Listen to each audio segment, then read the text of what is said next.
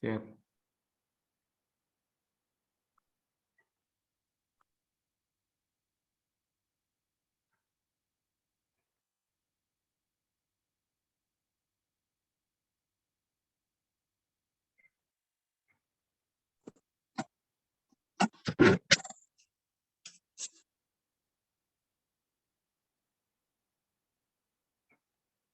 Bapak, saudari-saudara yang terkasih semuanya, selamat malam. Selamat malam, brother. Terima kasih saya boleh diundang bersama berdoa devosi kerahiman ilahi dengan Paroki Katedral Medan dengan tema Ekaristi sebagai undangan keselamatan. Maka mari kita pelan-pelan kita lihat seperti apa itu. Nah, sebelumnya kita akan baca Injil dari Matius 22 ayat 1 sampai 14. Tuhan bersamamu dan bersama rohmu. Inilah Injil Yesus Kristus menurut Matius. Dimuliakan Tuhan. Lalu Yesus berbicara pula dalam perumpamaan kepada mereka. Hal kerajaan sorga seumpama seorang raja yang mengadakan perjamuan kawin untuk anaknya. Ia menyuruh hamba-hambanya memanggil orang-orang yang telah diundang ke perjamuan kawin itu. Tetapi orang-orang itu tidak mau datang. Ia menyuruh pula hamba-hamba lain, pesannya. Katakanlah kepada orang yang diundang itu, sesungguhnya hidangan telah kusediakan. Lembu-lembu jantan dan ternak piaraanku telah disembelih. Semuanya telah tersedia. Datanglah ke perjamuan kawin ini. Tetapi orang-orang yang diundang itu tidak mengindahkannya. Ada yang pergi ke ladangnya, ada yang pergi mengurus usahanya. Dan yang lain menangkap hamba-hambanya itu, menyiksanya dan membunuhnya. Maka murkalah raja itu lalu menyuruh pasukannya ke sana untuk membinasakan pembunuh-pembunuh itu dan membakar kota mereka. Sesudah itu ia berkata kepada hamba-hambanya, perjamuan kawin telah tersedia, tetapi orang-orang yang diundang tadi tidak layak untuk itu. Sebab itu pergilah ke persimpangan-persimpangan jalan dan undanglah setiap orang yang kamu jumpai di sana ke perjamuan kawin itu. Maka pergilah hamba-hamba itu, dan mereka mengumpulkan semua orang yang dijumpainya di jalan-jalan, orang-orang jahat dan orang-orang baik, sehingga penuhlah ruangan perjamuan kawin itu dengan tamu. Ketika raja itu masuk untuk bertemu dengan tamu-tamu itu, ia melihat seorang yang tidak berpakaian pesta. Ia berkata kepadanya, hai saudara, bagaimana engkau masuk kemari dengan tidak mengenakan pakaian pesta? Tapi orang itu diam saja. Lalu kata raja itu kepada hamba-hambanya, ikatlah kaki dan tangannya dan campakkanlah orang itu ke dalam kegelapan yang paling gelap. Di sanalah akan terdapat ratapan dan kertak gigi. Sebab banyak yang dipanggil tetapi sedikit yang dipilih. Demikianlah sabda Tuhan. Terpujilah Kristus.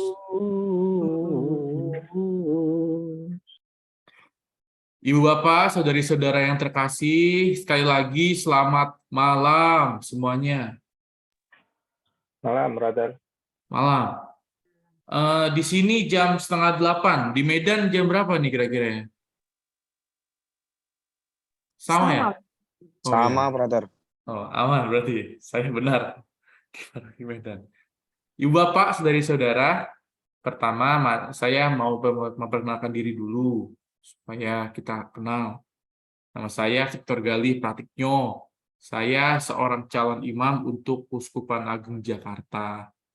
Sekarang sedang berorientasi pastoral atau bahasa lumrahnya itu lagi magang. Saya lagi magang di Bintaro, Jaya, tempatnya Romo Luki. Nah, kemarin Romo Luki WA saya kalau Frat, tolong saya digantikan isi renungan untuk keraiman ilahi. Saya pikir untuk paroki ini, paroki Bintaro. Ya Romo, ntar saya jam 3, saya datang ke kapel gitu kan. Lalu ternyata Romo bilang, bukan sini, Frat, Kuskupan Medan, Katedral Medan. Aduh, saya bingung nih, Katedral Medan. Gimana ceritanya bisa Katedral Medan gitu kan. Tapi ternyata Romo Luki cerita bahwa sudah beberapa kali beliau juga mengisi. Oh, oke lah Romo, saya siapkan. Temanya Ekaristi sebagai undangan keselamatan. Temanya menarik, maka pelan-pelan coba saya juga sambil belajar, juga sambil memperkaya diri dengan sabda Tuhan, dengan renungan-renungan ini, dan semoga saya tidak sesat ya Ibu Bapak. Nanti kalau saya sesat, mohon didoakan supaya saya tidak sesat dan kembali ke jalan yang benar. Nah, ketika saya mempersiapkan, saya teringat bacaan Injil ini, bagaimana Matius 22 ayat 1-14 bercerita mengenai perumpamaan raja yang punya anak lalu mengadakan perkawinan, perjamuan, pesta kawin. Undangan sudah disebar, lalu orang-orang yang diundang juga sudah diberitahu, tapi ternyata mereka tidak datang. Nah, pertanyaan selanjutnya, apa yang bisa kita timba dari perikop ini dengan konteks kita para devosan keraiman ilahi? Sebelum masuk ke sana, saya akan pelan-pelan mengajak Ibu Bapak kita sedikit bermenung dan berefleksi. Nah, kita sebagai manusia itu punya kodrat atau hakikat, yaitu akal budi, hati nurani, dan kehendak bebas. 3 ini yang menjadikan kita adalah manusia seutuhnya. Beda dengan kambing, beda dengan sapi, beda dengan buaya. Kita punya akal budi, kita punya hati nurani, kita punya kehendak bebas. Nah, apa itu akal budi? Akal budi tentu kita tahu mana yang baik dan mana yang benar. Bagaimana akal yang mencerahkan. Hati nurani, tahu suara hati mana yang searah dan selaras dengan kehendak Tuhan, mana yang tidak. Dan yang ketiga, kehendak bebas. Bahwa kita selalu diberi kesempatan untuk memilih berbagai macam pilihan. Kita tidak dikotak-kotakan atau sudah terprogram seperti robot, tidak. Tuhan memberikan kita kehendak bebas untuk kita memilih. Tentu dengan itu ada konsekuensinya masing-masing. Nah, dari ketiga ini, mari kita masuk ke dalam permenuhan kita.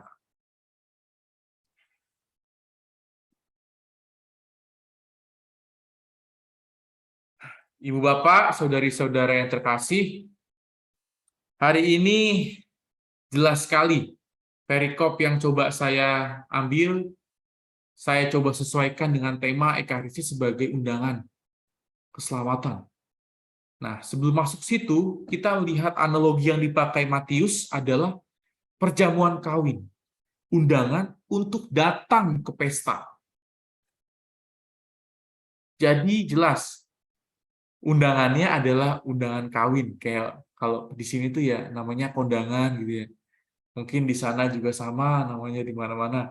Kondangan, kita datang, ada undangan, mau bergembira bersama.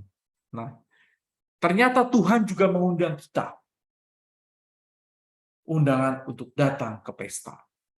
Seru lah, datang ke pesta, gembira sebenarnya. Maka, apakah kita sudah diwajibkan datang atau kita bisa memilih untuk tidak datang? Kita lihat. Nah, pesta, sukacita, kegembiraan, makan enak, bertemu kolega, adat istiadat. Tentu saudara-saudari yang di Medan yang ramai, yang dekat dengan adat istiadat Batak itu sangat dekat dengan pesta. Sedikit-sedikit kita pesta. Wah, tentu kita diajak menjadi pribadi yang mudah bersyukur karena sering berpesta. Dalam pesta itu ada kegembiraan. Yang punya pesta juga gembira karena bisa mengundang, bisa bersyukur bersama. Ada kegembiraan di sana, semua disiapkan dengan baik. Bahkan di sini juga dituliskan, Matius 22 ayat 4. Katakanlah kepada orang-orang yang diundang itu, sesungguhnya hidangan telah kusediakan. Lembu-lembu jantan dan ternak piaraanku telah disembelih. Semuanya telah tersedia. Datanglah ke perjamuan kawin. Enak sebenarnya. Tapi ternyata orang-orang yang diundang tidak mengindahkan. Apa yang membuat mereka tidak datang? Padahal dengan kegembiraan ini bersama, dan yang paling jelas adalah gratis. Tidak dipungut biaya. Kita berpesta bersama. Nah, yang diundang atau undangan itu sendiri berarti pribadi yang spesial. Nggak mungkin dong sebenarnya kalau kita bikin pesta, kita undang orang di jalan, tahu-tahu, ayo masuk, ikut pesta, makan. Kan tidak lumrah. Tapi sudah dikhususkan. Kira-kira undangannya segini. Kolega dari bapak segini, dari ibu segini, dari teman-teman kerabat segini.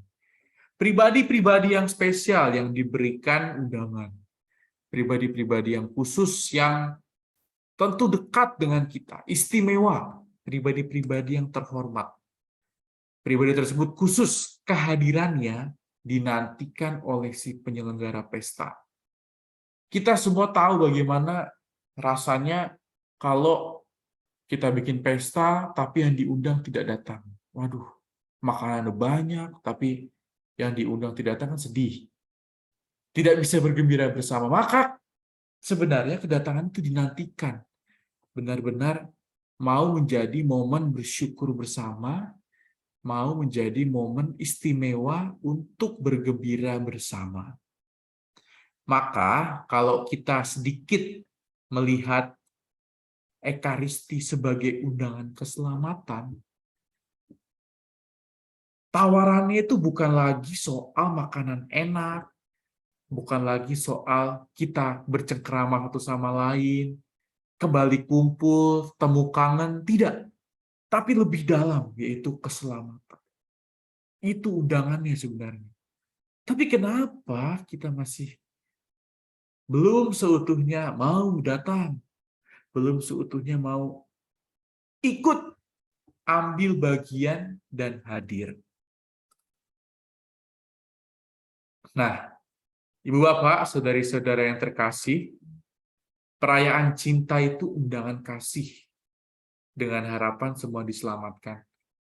Kalau Yesus dalam Matius 22 ini berkata, dia itu melalui Allah Bapa mau mengundang kawin, perjamuan kawin untuk bersama, ini lebih lagi.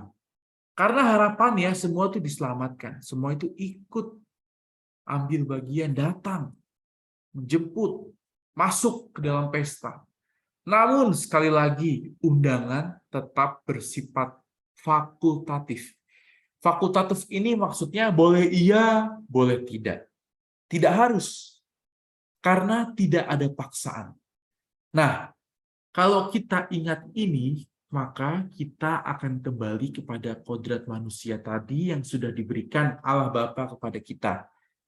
Kehendak bebas. Kita bukan robot yang sudah terprogram untuk selalu ikut dalam setiap undangan perayaan. Wajib, harus, nggak bisa, enggak. Kita tidak dibuat seperti itu. Kita punya kehendak bebas yang memungkinkan kita secara sadar, secara jernih, memilih mana yang sebenarnya penting, mana yang baik, mana yang berujung pada keselamatan. Maka undangan itu tidak bersifat kewajiban, keharusan, tapi kita tahu efeknya. Kalau kita tidak ikut, ya otomatis tidak selamat. Nah, Itu. Itulah pergulatan kita sebagai manusia. Satu sisi kita diberi kebebasan untuk memilih, tapi sisi lain kita juga diajak untuk sadar akan konsekuensi dari berbagai pilihan yang akan kita pilih, yang akan kita hidupi selanjutnya. Nah, pertanyaan selanjutnya, bagaimana kita yakin bahwa Tuhan memang mengundang kita?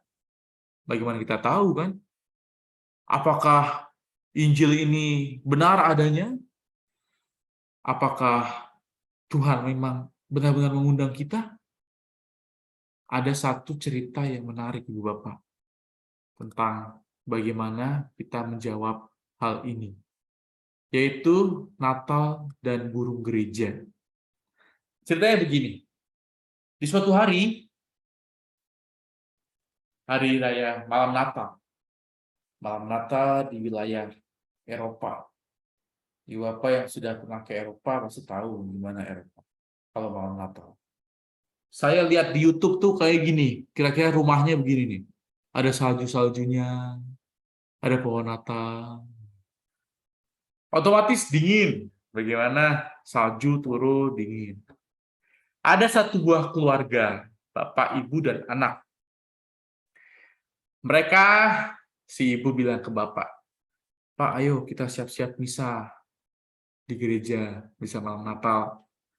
Mensyukuri Tuhan yang hadir, Tuhan yang lahir sebagai sebuah kegembiraan.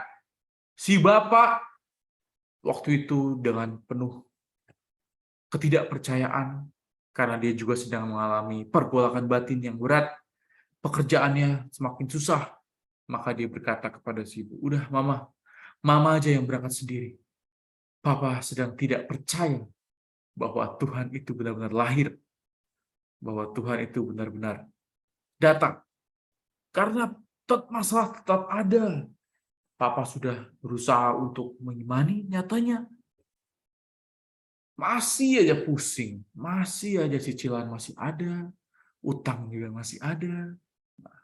Maka si bapak waktu itu memutuskan untuk tidak mau. Jadi ketika si ibu dan anak beres-beres, bapak nggak mau.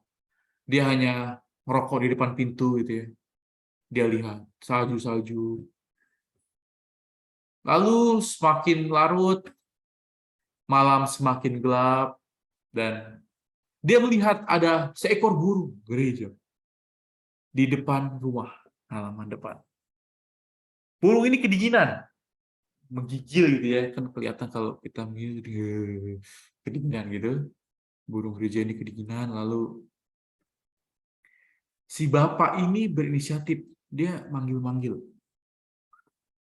Siul-siul gitu, terus burungnya, ayo masuk, masuk. Tapi si burung ini terbang lagi. Lalu datang lagi. Lalu si bapak sudah mancing-mancing dengan makanan-makanan, kacang-kacangan, beras. Burung pakai beras di sana ya. Lalu burungnya maju dikit 2 langkah, terbang lagi. Takut burungnya. Lalu si bapak mikir gimana supaya burung ini bisa hangat di dalam rumah. Bapak putar pikir, susah. Dia sudah coba untuk siu-siu, tapi burungnya tidak mengerti. Dia coba untuk memberikan makanan, tapi burungnya juga masih takut. Terus dia berpikir, wah, aku mesti ngerti bahasa burung nih. Tapi gimana belajarnya? Kayaknya mesti jadi burung aku. Baru bisa paham bahasa burung dan bisa mengajak masuk. Ketika inspirasi bahwa si bapak ini berupaya untuk memasukkan burung ke dalam rumah dengan cara dia harus menjadi burung supaya perkataannya bisa dimengerti, lonceng gereja berbunyi. Ting, do, do, do, ding. Wah, si bapak kaget. Duh. Lalu dia beres-beres baju, dia berangkat misa malam Natal.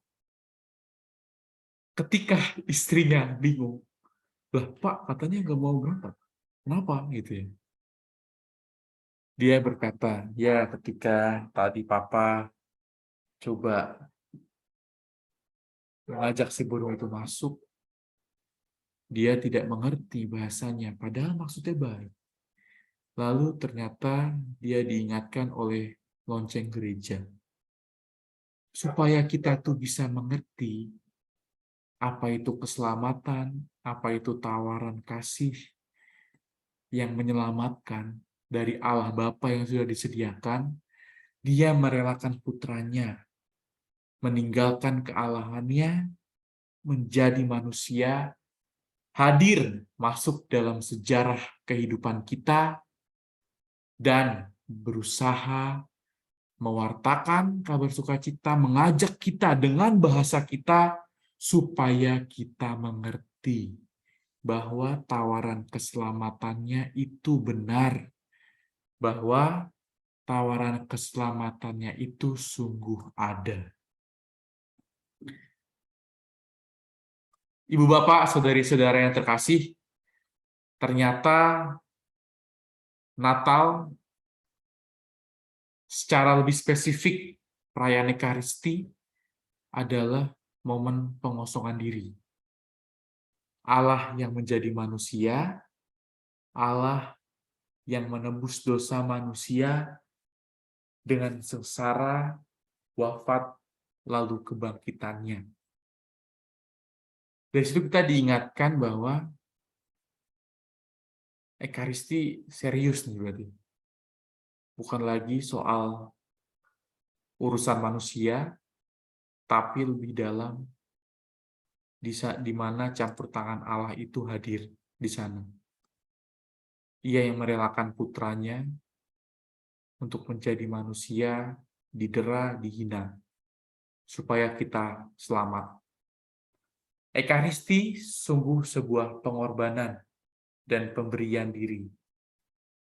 Maka wajar kalau ketika di Matius 22 tadi, Tuhan sudah menyediakan segala macam, tapi yang diundang nggak tahu diri, emosi lah dia.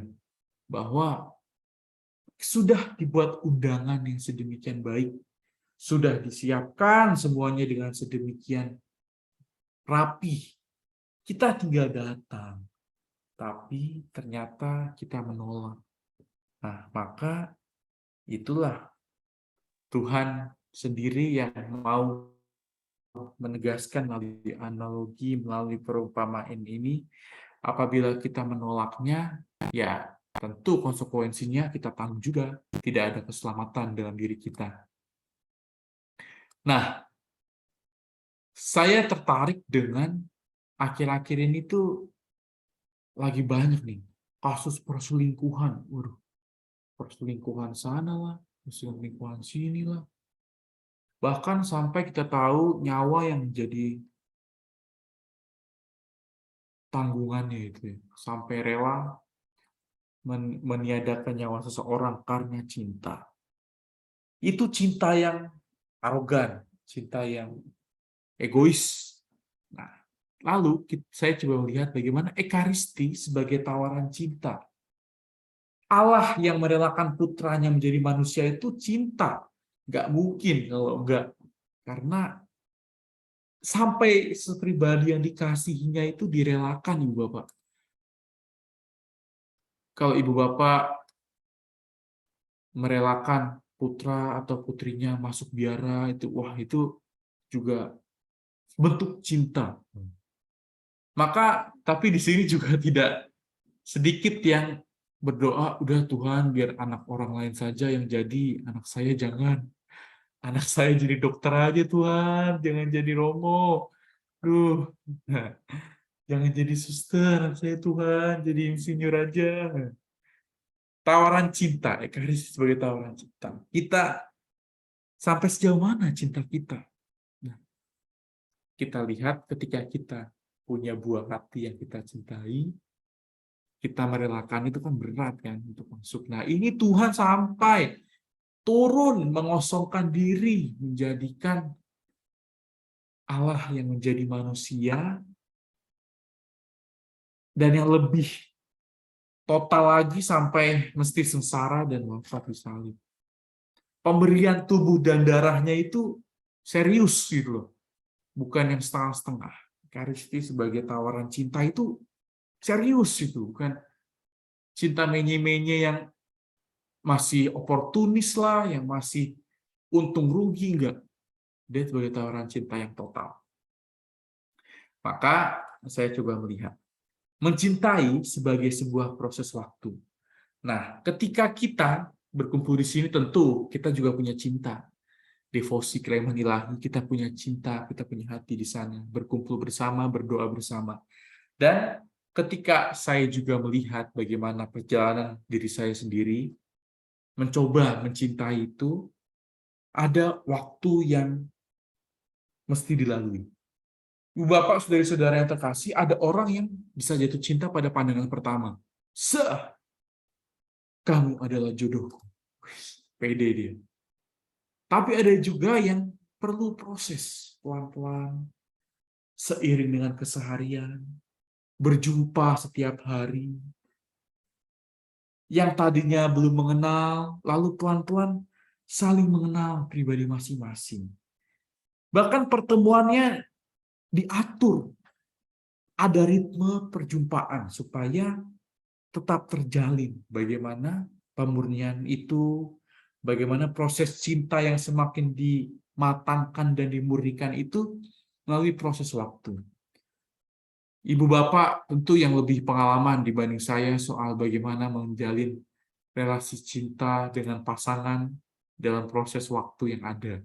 Karena sejauh ini saya tidak punya pasangan dan tidak ada proses saling mengenal dengan pasangan. Ibu bapak yang lebih paham dan lebih pengalaman. Tentu tahu ya bagaimana yang awalnya pasti jaim-jaim. Maunya pokoknya yang bagus-bagus aja lah yang dilihat istri gua. Pokoknya gua nggak mau kelihatan jelek. Make up, wis, yang paling bagus. Bedak, wis, parfum wangi. Pokoknya yang terbaik lah demi pujaan hati. Lalu seiring berjalannya waktu, ya pelan-pelan sudah semakin mengenal. Malu-malu kucingnya udah hilang secara perlahan. Yang awalnya kalau makan bareng tuh dikit, sayang kamu makannya kok dikit, iya aku emang segini makannya. Nah, semakin mengenal. Itu pacaran 2 bulan gitu. Katanya pacaran 2 tahun, porsinya si cowok dimakan juga sama perempuannya. Lapar aku, habis kerja, habis ini, wah lapar. Gak ada lagi lah, isin-isin gak ada lagi lah. Gak enak malu-malu kucing, wes sikat. Nah, itu bertandanya semakin ada kedekatan, semakin apa adanya dalam mencintai. Nah, begitu juga upaya kita untuk mencintai Ekaristi. Itu butuh waktu. Nggak bisa langsung jebret. Aku cinta Ekaristi. Tapi bisa setahun 2 kali. Bagaimana mungkin kita mengatakan cinta Ekaristi tapi bisa Natal dan Paskah? Sama seperti sejoli ini nih. Ada gambarnya berdua nih. Bagaimana mungkin kita mencintai pasangan kita tapi ketemu 2 tahun sekali? Kesiksa pasti. Atau hanya ada 2 pilihan. Yang pertama, kesiksa. Yang kedua, bukan cinta kali namanya. Karena tidak mengupayakan untuk ada proses bersama. Cinta butuh waktu. Dan cinta akan Ekaristi tumbuh dari kebiasaan itu. Nah, itu yang menjadi seru. Lalu, mencintai karena ada yang menggembirakan dan menjanjikan. Ketika 2 orang saling berupaya membangun kasih, membangun cinta, itu ada semacam rasa kegembiraan. Kalau bahasa anak zaman sekarang ini nyetrum, ada yang nyetrum gitu. Zer gitu katanya.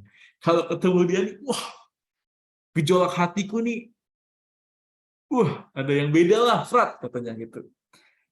Ada kegembiraan yang dijanjikan ketika bertemu, ketika berkomunikasi, ketika saling cerita gimana seharian ini, itu ada rasa yang berbeda. ada sebuah kegembiraan. Kalau disuruh berdoa malam, matanya berat banget. Rosario namanya tuh, wah besok aja mah Rosarionya. Sekarang ngantuk banget mah, capek seharian, aduh. Tapi giliran video call sama pacarnya, sampai subuh juga gue jabanin katanya. Ada cinta yang begitu bergelora di sana. Subuh mau sampai ngantuk-ngantuk, mata udah tinggal 2 watt, 3 watt, gas terus. HP ngecas tinggal dikit, dicas terus, gak boleh mati. Nah, itu karena ada kegembiraan di sana. Ada hal yang dijanjikan. Nah, perlahan-lahan dari situ muncullah rasa hormat, lalu juga kasih yang hadir, sama dengan ekaristi.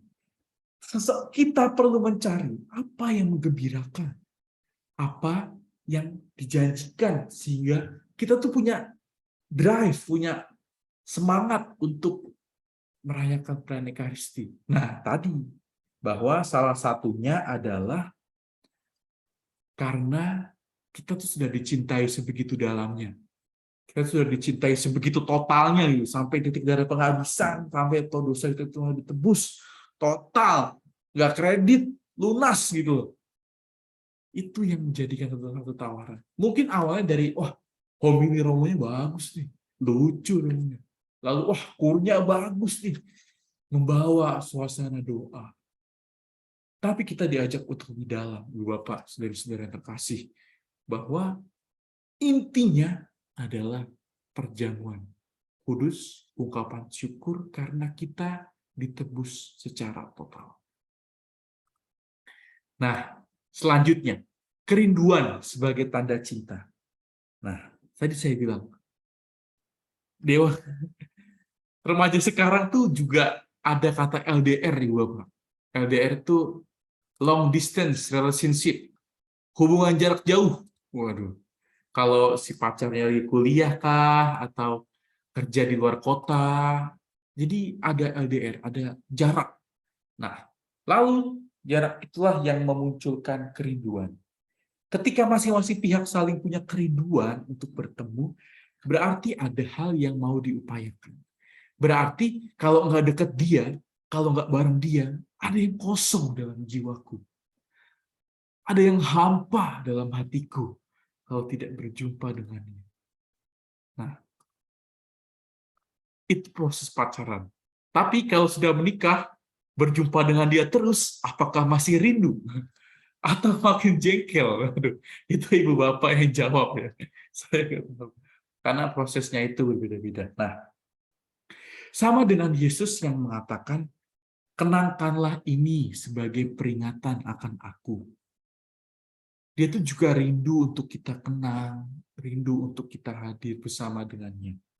Maka kerinduan itu juga menjadi suatu indikasi bahwa pelan-pelan cinta kita bertumbuh. Ada pepatah yang bilang, pokoknya kalau lu mau cinta, kalau lu mau rindu, bikin jarak. Saya kurang setuju dengan hal itu, karena semakin cinta itu menggelora, bahkan sehari nggak ketemu pun ya rindu, nggak harus butuh jarak gitu loh.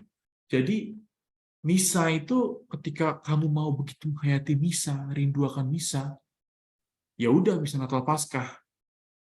Tidak begitu. Berarti cinta kita itu hanya momental, hanya pada momen-momen tertentu, tidak tulus, tidak utuh. Nah, harapannya ya keseharian kita ini ketika kita sebelum bercinta, sehari nggak ketemu aja tuh udah resah gitu, udah gelisah, udah video call terus. Cinta mestinya sampai pada kerinduan seperti itu. Nah, dan yang ketiga, mencintai berarti menghayati cinta secara baru dan kreatif. Ada-ada aja caranya orang jatuh cinta itu.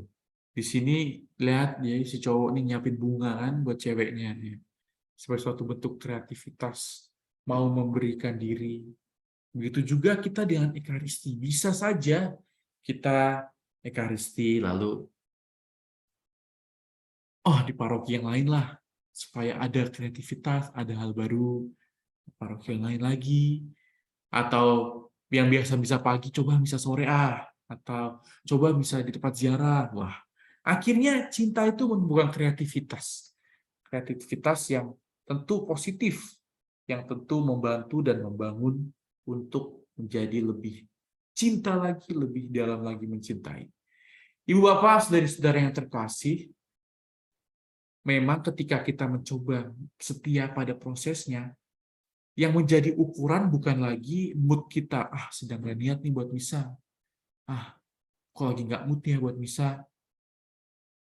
Itu ada, pasti ada momen seperti itu. Tapi harapannya kita tetap setia untuk membangun kebiasaan, membangun rutinitas, membangun ritme hidup di mana misa menjadi sebuah kebutuhan. Dan itu perlu perjuangan setiap hari. Maka saat ini kita mau menimba dari Santa Faustina. Jelas, kerayuman ilahi modelnya Santa Faustina, Yesus yang lahir.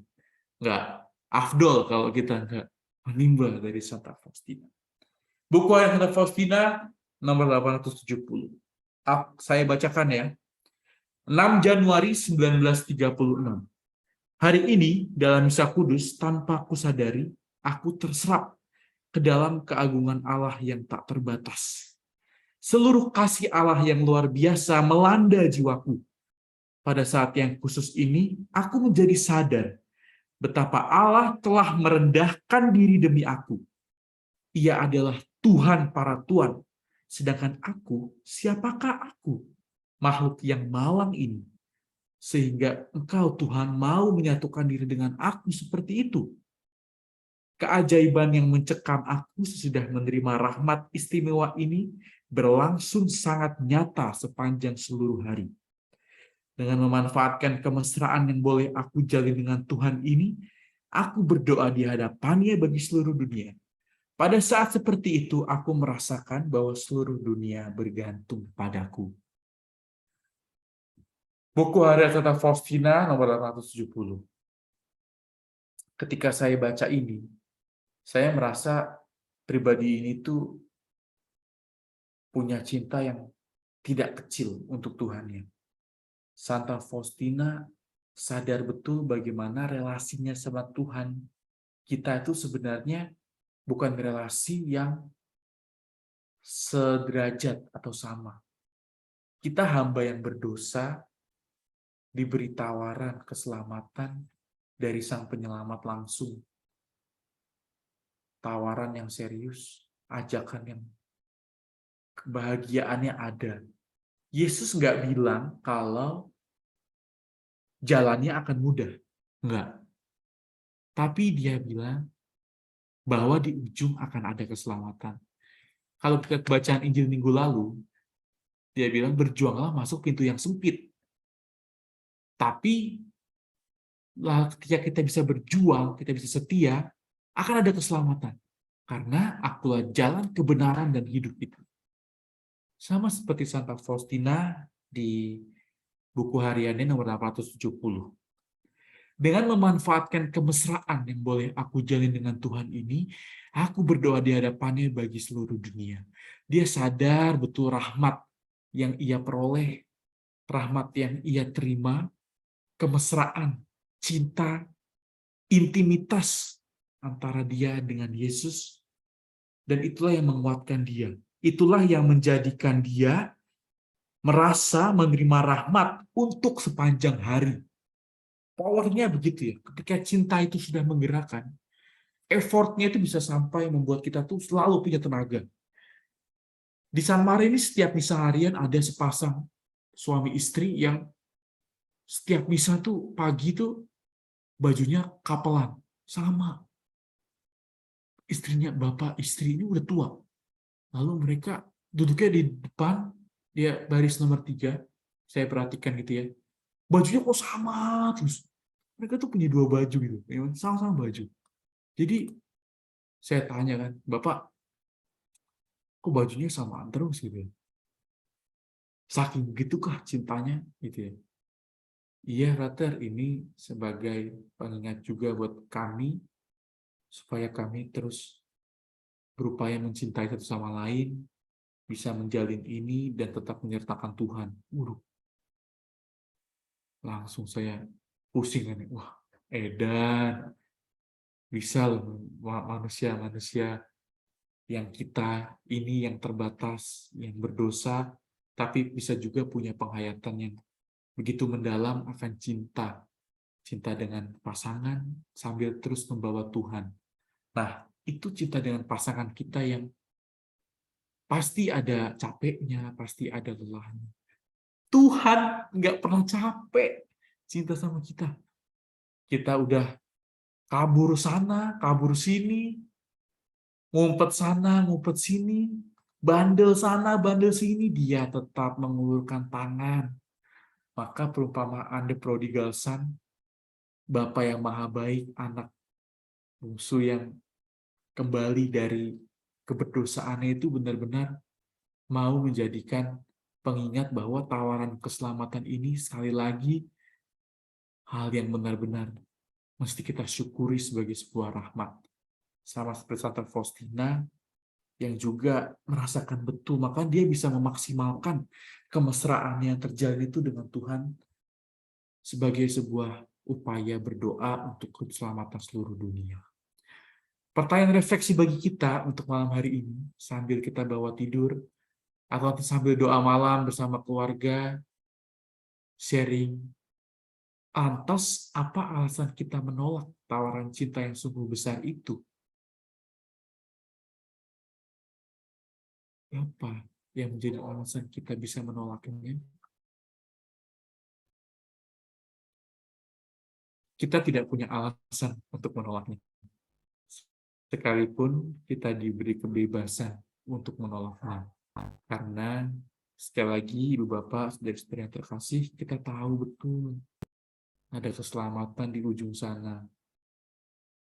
Ada sukacita, ada kegembiraan, ada pesta di sana yang memang jalannya tidak mudah.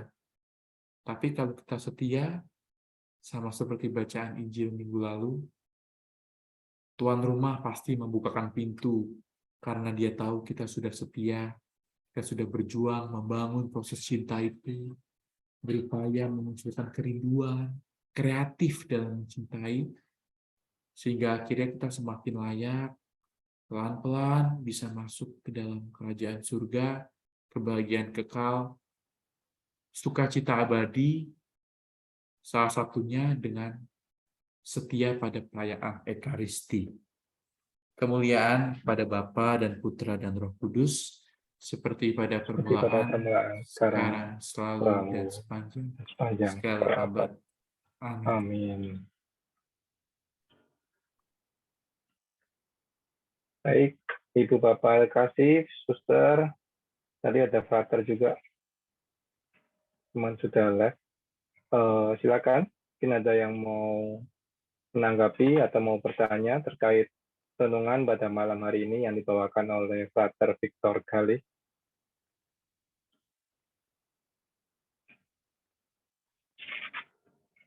Renungannya mengingatkan mengenai kerinduan awal mula berdevosi, Frater. Mari.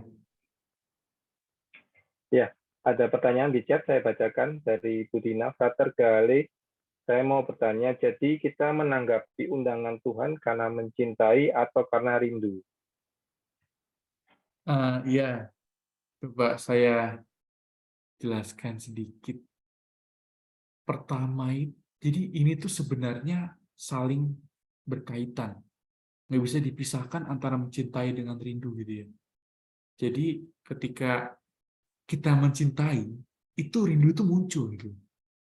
Ketika kita mencintai, lalu rindu itu muncul. Kerinduan untuk memberi kepada pasangan kita, kerinduan untuk menjadi pendengar buat dia, kerinduan untuk menjadi rumah ketika dia merasakan hidup begitu berat. Jadi muncul kerinduan di sana. Nah, maka ketika kerinduan itu muncul, itu juga menjadi indikasi bahwa kita dalam proses mencintai. Nah, sekarang kita tetapkan dengan Ekaristi. Apakah Ekaristi sampai saat ini menjadi tempat ngecas buat kita? Kan kalau HP, laptop itu kan butuh dicas ya, supaya bisa tetap nyala. Supaya bisa dikasih power, dikasih energi. Nah, bagaimana dengan kita dalam perayaan Ekaristi gitu ya? Apakah selama ini Ekaristi yang jadi kewajiban Sabtu Minggu, 10 perintah Allah, 5 tugas gereja yang kita coba hidupi, atau sudah sampai di tahap butuh kita diutus di tengah-tengah serigala, maka supaya kita bisa tetap menjadi garam dan terang, itu kita butuh sumber energi yang tidak terbatas. Dan sejauh ini saya mencoba mencarinya, mencintainya, merindukannya melalui perayaan Ekaristi. Jadi undangan untuk keselamatan dalam Ekaristi itu, seperti saya bilang tadi juga, ada prosesnya, ada tahapannya. Maka kalau dari kecil kita tuh diajak ibu bapak misa, lalu wah pada hari Minggu ada Doraemon, ada Power Ranger, tapi yang mau dibangun tuh kebiasaan, habitus, supaya ya cinta itu tumbuh, cinta itu berproses, cinta itu pelan-pelan kita siram, kita pupuk sehingga dia bermekaran. Mungkin gitu sih, Ibu Dina. Jadi mencintai dan rindu itu satu kesatuan yang saling terkait. Rindu karena mencintai, lalu mencintai memunculkan kerinduan. Begitu. Terima kasih. Baik. Ya, baik. Semoga bisa menjawab yang ditanyakan Ibu Dina. Ada lagi yang mau bertanya, silakan. Mohon maaf, suara saya agak ini ya, karena saya lagi flu. Iya, Pak. Silakan Masih ada lagi kedengeran yang nggak, mau Pak? bertanya. Aman. Iya.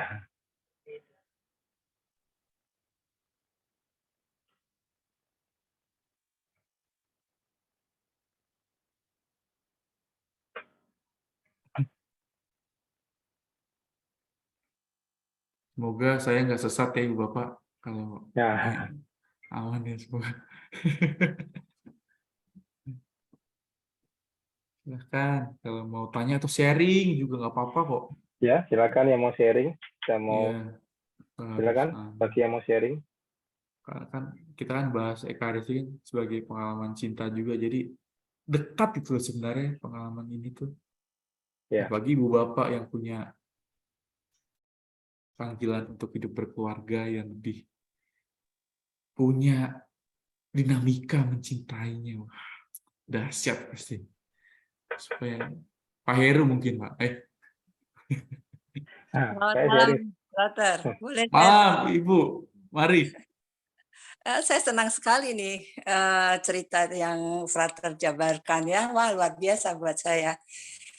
Saya punya sesuatu yang indah ya bagi saya pribadi ya. Tadi Frater ya mengatakan cinta suatu proses waktu itu memang benar. Itu bagi saya mengalami. Waktu anak-anak saya masih kecil, terutama anak kami yang bontot itu kembar laki-laki. Lucu memang ya, wajahnya memang ganteng-ganteng gitu. Setelah dia mulai kelas 4 SD, itu mulai ada pembelajaran untuk menyambut sambut baru. Dia mulai latihan menjadi Miss Dinar juga dan segala macam itu pasti dia lalui setelah dia menerima komuni. Latihan Miss Dinar pun tak mudah. Kami di Bandung itu sulit sekali ya. Diadakan setiap hari Minggu jam 1 sampai jam 2 siang, setiap hari Minggu selama 4 bulan. Itu juga tidak mudah mengajak anak-anak untuk setiap siang itu latihan. Tapi anak saya ini lucu-lucu karena dia niat dan dia suka, ya sudah kami antar. Tidak ada yang protes untuk capek atau segala macam, itu tidak. Setelah mereka diterima menjadi seorang Miss Dinar, itu lucu lagi. Saya selalu mengajak, ayo kalian pergi misa di katedral jam 5.45 pagi. Itu di hari Minggu. Otomatis mereka bangun jam 4 pagi. sarapan, mandi, dan saya beri kemeja warna yang sama, kemeja batik. Nah, sampai di gereja itu kira-kira jam 5:20 pagi, ketika masuk melalui pintu utama, sampai dengan ruang sakristi, itu umat yang lihat tuh suka gemas. Suka ada yang mencubit, ada yang ayo bertugas ya yang benar atau apa dikasih pesan itu. Itu bagi saya juga mereka juga menanggapi gitu. Iya Pak, iya Bu, begitu ya. Saat ini mereka sudah kuliah, Frater, dan masih aktif lektor di beberapa gereja dan menjadi seksi liturgi di gereja mahasiswa. Sedangkan kalau misa, kami berangkat sendiri-sendiri, tidak bersama-sama lagi. Karena mereka sukanya naik motor dan lebih dulu mereka berangkat. Itu bagi saya senang ya, mereka masih ada kegiatan di sekitar gereja sampai detik ini. Dan saya pun juga suka mengikuti mereka kalau ada acara di gereja mahasiswa. Saya merasakan gereja mahasiswanya di Bandung itu berdekatan dengan biara novisnya OSC. Itu luar biasa suara kor, seolah-olah suara merdunya para malaikat di hari Minggu itu indah sekali. Itu saja. Terima kasih, Frater. Terima kasih Ibu Sultan Agung ya kalau nggak salah. Ibu Emma. Iya. Iya betul di Sultan Iya Agung. kan? Sultan Itu Agung. gereja mahasiswa kan di belakangnya itu. Iya, OSC, novisiat OSC. Ya Mantap. itu soalnya OSC kan ngebas bagus gitu ya. Iya. Terima kasih Bu sharingnya. Dan mereka juga sampai detik ini juga ikut saya ini Frater melayani kerahiman ilahi juga. Jadi ada kegiatan juga di samping itu. Mantap. Terima kasih Bu Emma sharingnya. Ya, makasih Bu Emma untuk sharing singkatnya. Satu lagi mungkin yang mau sharing. Mungkin ada yang mau bertanya kepada Frater.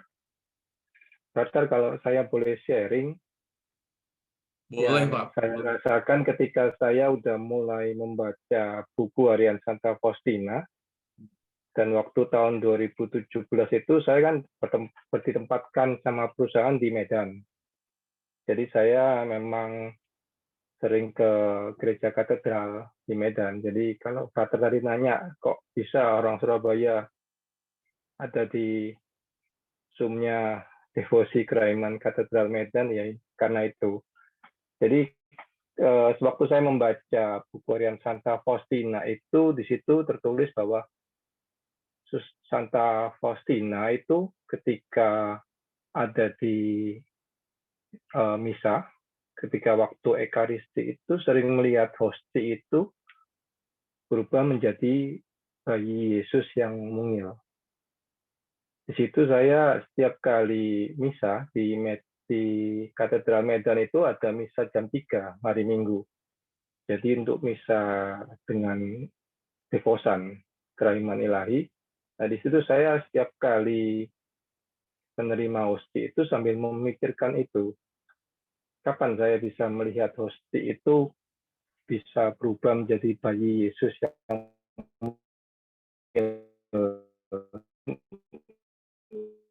ya sama cuman itu menjadi kerinduan. Semoga dari bukunya juga menjadi suatu kerinduan, walaupun mungkin tidak jadi, tapi bagi Tuhan nggak ada yang tidak mungkin. Itu saja, Pater. Iya, terima kasih Pak Heru. Memang Santa Faustina ini kan mistikus juga kan. Bagaimana pengalaman-pengalaman seharian itu, kalau orang awam tuh bilangnya mungkin ini orang gila sebenarnya. Gimana nih bisa dia melihat Yesus yang datang, dia diselubungi dengan kengerian akan wafatnya Yesus ketika Jumat Agung. Tapi kalau kita mau mencoba mengimani lagi,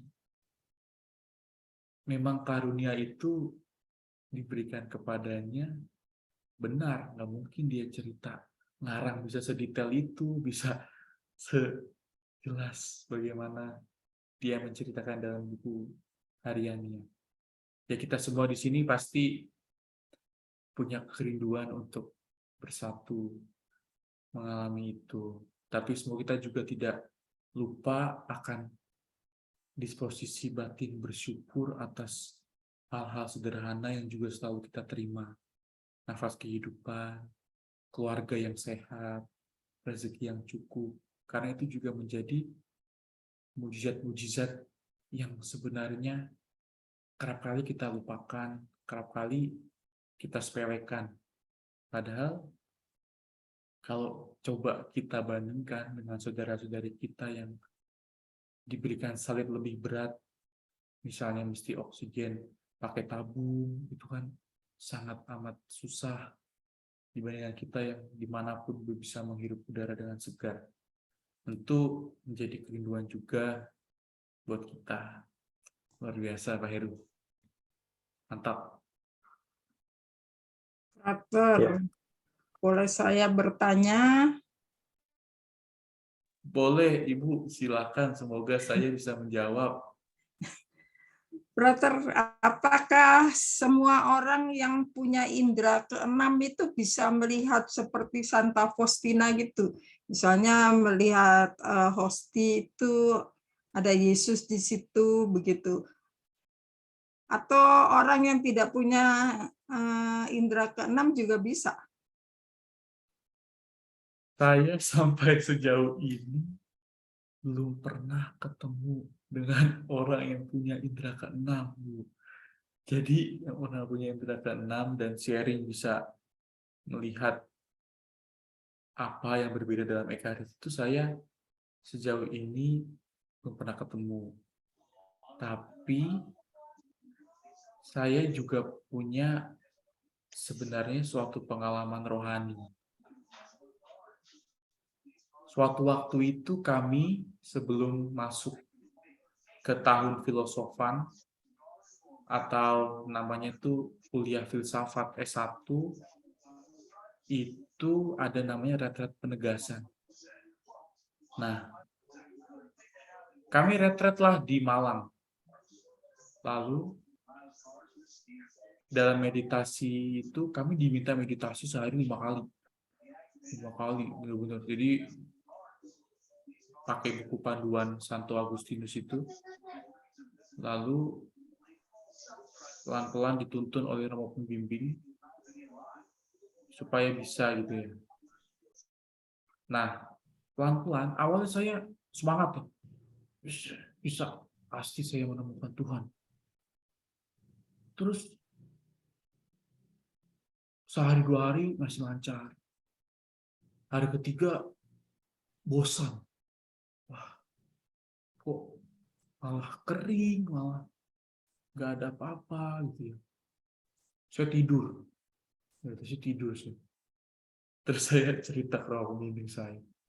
Oh, saya buntu, Romo. Saya tidur. Ya, dibilang gitu. Ya, besok usaha lagi. Wah, saya pikir saya akan dimarahi nih. Kamu gimana sih meditasi tidur? Nah, terus dia cerita bahwa memang ada juga kekeringan rohani itu sebagai juga rahmat bagi saya untuk merasakan tuh kalau kita kering. Kalau Tuhan terlalu jauh tuh kayak gitu ternyata. Sedih dan sebagainya. Nah, lalu sampai itu kan dua minggu itu. Masuk minggu kedua, saya lebih mengatur lagi, saya tidur cukup, saya berdoa lebih tekun, saya menyiapkan hati, misalnya dengan makan nggak terlalu kenyang gitu ya kan. Saya atur tuh mau meditasi pagi itu saya sarapan ngopi doang. Saya pelan-pelan, saya coba. Dan entah kenapa saya bisa merasakan juga bukan sampai seperti kata Faustina yang begitu dalamnya dalam Ekaristi, tapi ada ketenangan batin, ada kerinduan. Lalu juga ketika misa harian itu Romo Pembimbing juga sempat nangis gitu loh. Dia misa lalu berhenti karena menangis. Saya pikir sakit kan ya.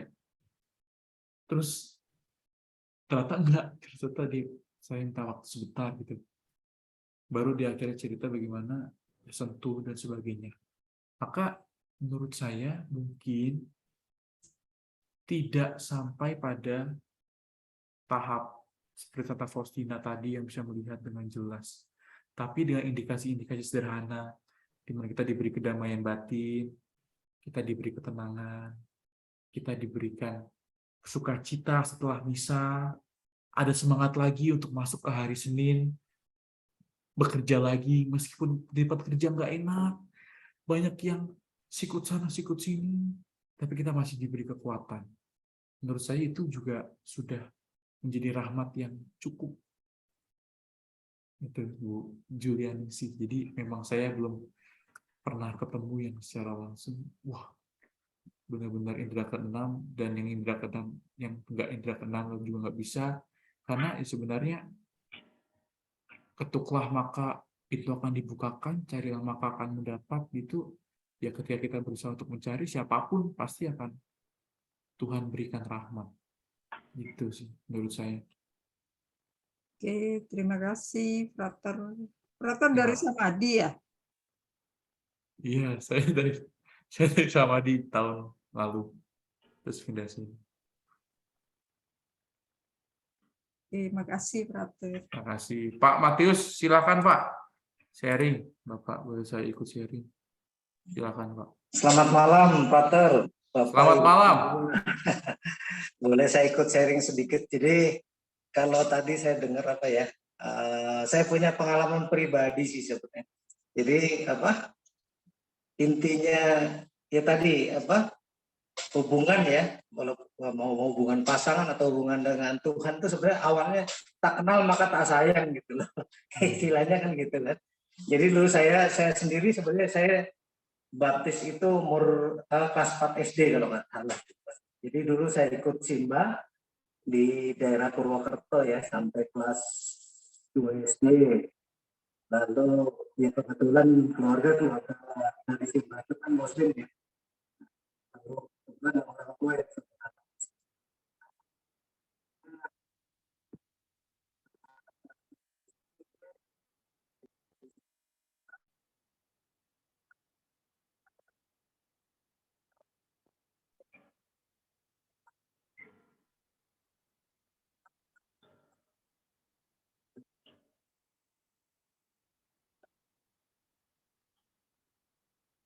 Pak, udah maaf Pak, apa suaranya hilang ya? jadi apa ya intinya masih takut lah intinya kan. Tapi mungkin karena orang tua yang ini akhirnya saya dibaptis kelas 4 SD. Nah setelah dibaptis pun saya masih belum terlalu ini ya karena istilahnya mendekat lah.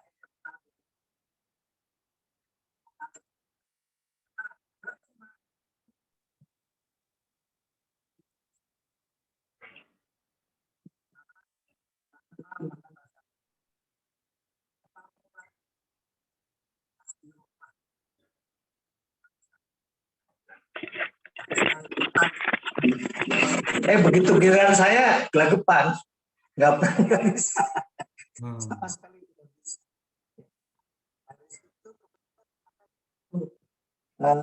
Yang ikut dulu pembina misdinan.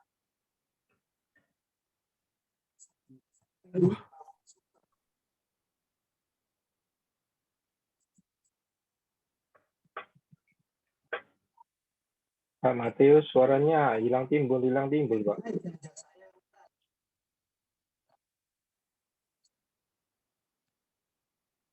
Akhirnya kan mengenal.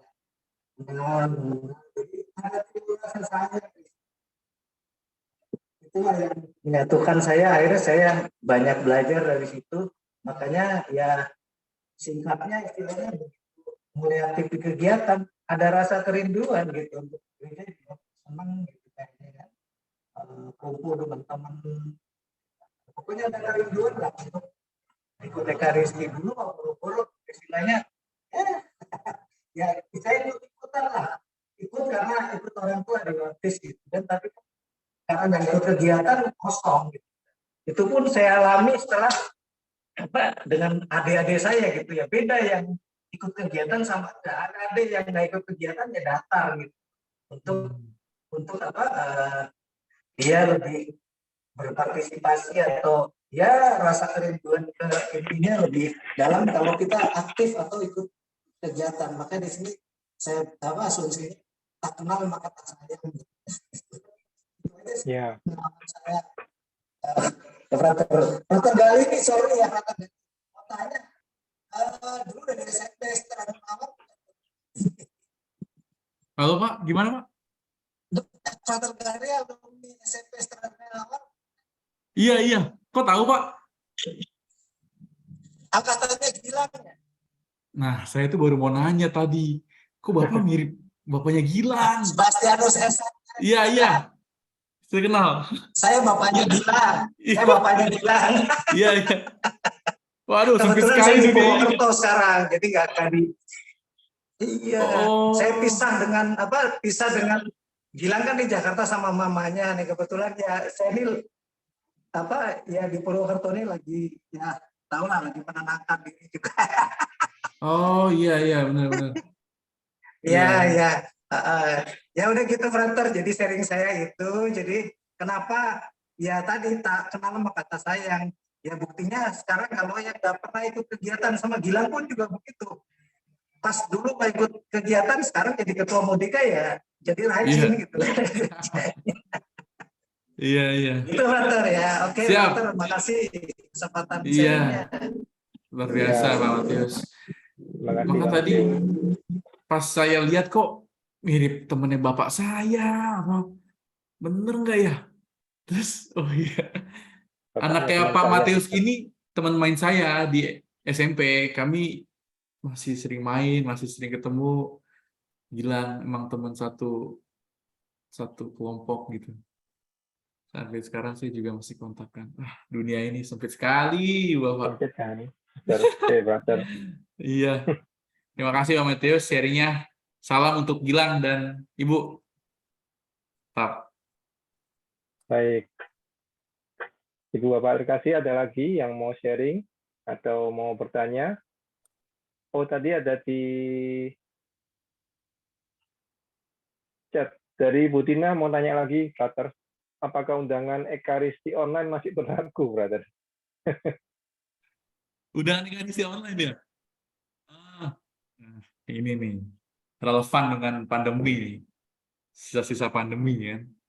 Nah, Ibu, Bapak, Ibu Dina khususnya, sebenarnya saya sendiri di Santa Maria Regina Bintaro Jaya dan juga melihat Keuskupan Agung Jakarta sebenarnya sangat amat mengharapkan seluruh umat kembali misa offline. Sangat mengharapkan kita berjumpa lagi dalam Ekaristi bersama, merayakan perjamuan syukur bersama. Memang masih ada keterbatasan atau juga kondisi yang mungkin kurang baik, itu diperkenankan misa online. Tapi kalau memang bisa dan mungkin perlu sedikit usaha, mari bersama-sama kembali misa di gereja. Karena menurut kita tahu lah gimana rasanya itu beda mana online dan enggak tuh. Kita ketemu gini aja dengan kita ketemu langsung tuh beda rasanya. Kita tahu bagaimana ya tadi kerinduan untuk bertemu. Makanya ketika teman-teman saya itu ada yang LDR itu long distance relationship itu, nggak enak video call tuh sebenarnya. Enaknya tuh ketemu, ngobrol, gandengan tangan. Nah, itu. Maka sebenarnya Ibu Dina, kalau dibilang undangan Ekaristi online masih berlaku, tentu ini sebagai alternatif daripada tidak sama sekali. Karena segala keterbatasan, silahkan misa online. Namun kalau bisa dan memang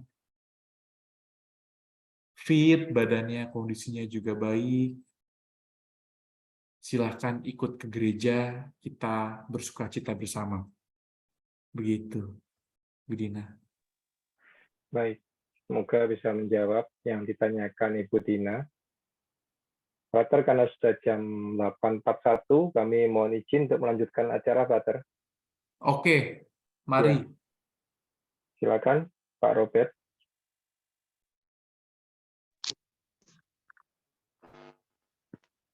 Mari kita berdoa. Tuhan Allah Bapa kami pada sore hari ini sudah mendapatkan pengajaran dari frater kami, Frater Victor Gali. Hal yang begitu sederhana, tetapi kami kadang melupakannya, sehingga dalam undangan perjamuan Ekaristi kami kadang hadir seperti asal hadir saja. Tetapi pada pertemuan sore hari ini kami diajari untuk lebih mengenal Engkau, untuk lebih merindukanmu dalam hidup kami, supaya kami lebih mencintaimu di dalam keseharian kami. Kami mohon ampun atas segala kelemahan kami, yang kadang kami mau tidak menghormatimu dalam kehidupan kami sehari-hari, bahkan kadang kami mengkhianatimu. Kiranya dengan pengajaran ini kami semakin dekat, semakin Engkau kuatkan di dalam perjalanan peziarahan hidup kami. Secara khusus kami berdoa untuk frater kami, Frater Victor Gali, yang sedang menjalani masa tahun orientasi pastoralnya. Tuhan, dampingilah beliau supaya semasa perjalanan tahun orientasi pastoral ini, frater kami ini semakin Engkau kuatkan supaya ia selalu berada di jalan-Mu.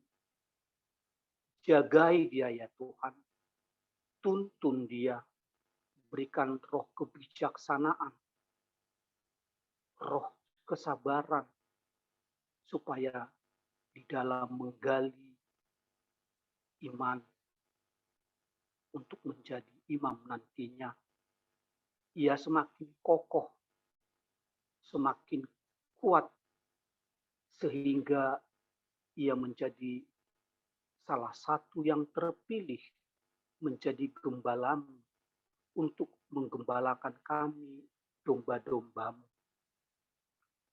Kiranya Tuhan, Frater Victor Gali, kami harapkan menjadi imam pada tahun 2026 nanti, sehingga beliau bisa menjadi lebih dekat dengan kami untuk membantu kami dalam perjalanan hidup kami.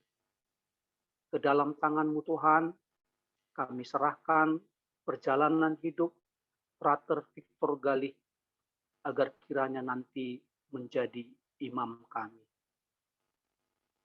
Kemuliaan kepada Bapa dan Putra dan Roh Kudus, seperti pada permulaan, sekarang, selalu, dan sepanjang segala abad. Amin. Amin. Lagu penutup. Kasih yang terindah, hati yang mulia, hanya ku temukan di dalam-Mu, Yesusku. Pujian dari hatiku selalu di setiap waktuku, tiada pernah berubah kasih-Ku. Karya terbesar dalam hidupku, pengorbananmu yang selamatkanku. Engkaulah harta yang tak ternilai, yang ku miliki dan ku hargai. Yesus, Engkau ku kagumi, kasih yang terindah, hati yang mulia, hanya ku temukan di dalam-Mu. Yesusku, pujian dari hatiku, selalu di setiap waktuku, tiada pernah berubah kasih-Ku. Karya terbesar dalam hidupku, pengorbananmu yang selamatkanku. Engkaulah harta yang tak ternilai, yang ku miliki dan ku hargai. Yesus, Engkau ku kagumi. Yesus, Engkau ku kagumi.